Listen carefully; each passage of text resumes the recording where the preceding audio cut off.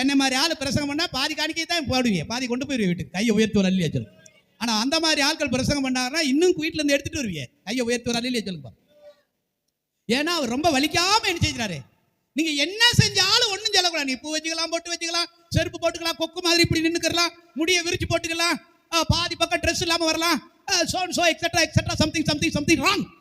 கையை உயர்த்தி அல்லையா சொல்லு. ஏங்க சபையை நடத்துறது யாருங்க? சபைக்கு கண்காணி யாரு? சபையின் போதகர் யாரு? ஒரு பாஸ்டருக்குள்ள யாரு இருந்து பேசணும்? ஒரு விசுவாசிக்கு தெரியணும் நம்ம பாஸ்டருக்குள்ள ஆவியானவர் இருந்து பேசுறாரா, அல்லது சத்தியம் மறைக்கப்படுதா, புரட்டப்படுதா, தந்திரமா பேசி நம்மளை வஞ்சிக்கிறாராங்கிறத கண்டுபிடிக்க தெரியணும். அதாவது ஒரு பாஸ்டர்கிட்ட எவ்வளவு நாள் ரொம்ப இருக்கோ அந்த ஆவிதான் அவங்களுக்குள்ள என்ன செய்யும், ஒரு கையை உயர்த்தி அல்லையா. ஆமீன் சொல்லுங்களேன். ஆனா இப்படி தந்திரமா பிரசங்கம் பண்ற போதகர்கிட்ட போய் மாட்டினா ஆட்டோமேட்டிக்கா அவங்கள யார போல ஆயிருவாங்க. ஆமா, அந்த பாஸ்டுக்கு சத்தியம் தெரியல, எங்க பாஸ்டுக்கு தான் சத்தியம் என்ன செய்யுது தெரியுது. பாவம் உபவாசம் இருந்துகிட்டீங்க பாருங்க, கண்ணீர் விட்டுக்கிட்டு இப்படிலாம் ஏசு என்ன செய்யல, இருக்க சொல்லல. அவர் சிலுவையில் எல்லாத்தையும் உனக்காக யாவையும் செய்து முடிச்சிட்டேன், நீ ஒண்ணுமே என்ன செய்யணும் அப்படிங்கிறாங்களா. என்னை மாதிரி உபவாசத்தை கூப்பிட்டு வருவாங்களா? ஒரு அல்லையிலே சொல்லு. ஆண்டவர் உன்னை ஆசீர்வதிப்பார். உன் நோயெல்லாம் அவர் சுமந்துட்டாரு, உன் சாபத்தை எல்லாம் நீக்கிட்டாரு, கட்டி இருக்கிற வீடெல்லாம் உனக்கு தான் இருக்கு. அல்லேலூயா. நீ 1.5 கிலோ நகை என்ன செய்யலாம், போட்டுக்கிறலாம். நீ காது கழுத்துல என்ன செய்யலாம், மூக்கு எல்லாம் குத்திக்கிறலாம். ரொம்ப இருந்தா கையில கூட தொங்க விடு, காலில் கூட போட்டுக்க.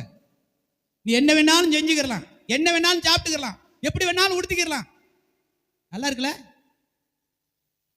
அப்படி சொல்லி அப்படி பிரசங்கம் பண்ண பாஸ்டர் மிக சீக்கிரத்தில் பணக்காரர் ஆயிட்டாங்க. இன்னைக்கு உலகம் முழுவதும் இந்த பிரசங்கம் தான் உலகம் முழுவதும் போகுது. உலகத்தில் அந்த பாஸ்டர் தெரியாத ஆள் யாருமே இல்லை. இப்போ அந்த என்ன என்ன போடுறீங்க, ரீல்ஸா, இந்த இதை போடுறீன்னு வச்சுக்க, அதில் போடுறேன்னு வச்சுக்கோங்க. இப்படி போட்ட உடனே பாவத்தின் சம்பளம் மரணம் அப்படின்னா அப்படியே ஆஃப் பண்ணிடுவான். அபசகுனம்.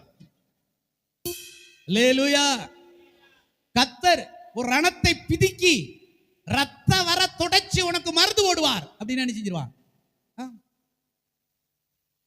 நீ நல்லா இருப்ப, உங்களுக்கு ஒரு குறையும் இல்ல. கர்த்தர் உனக்கு இப்படி செஞ்சிருக்காரு, இப்படி செஞ்சிருக்கிறாரு. கிருபை கிருபை தயவு ஆசீர்வாதம் பெருக்கம். நீ அடுத்த வீட வாங்குவ, வெள்ளி பொண்ணு நமக்கு தான். நல்லா இருக்குல்ல? Thanks for watching. To watch our full video, please visit our channel Peace Tower GSF on YouTube. Do watch, share and subscribe.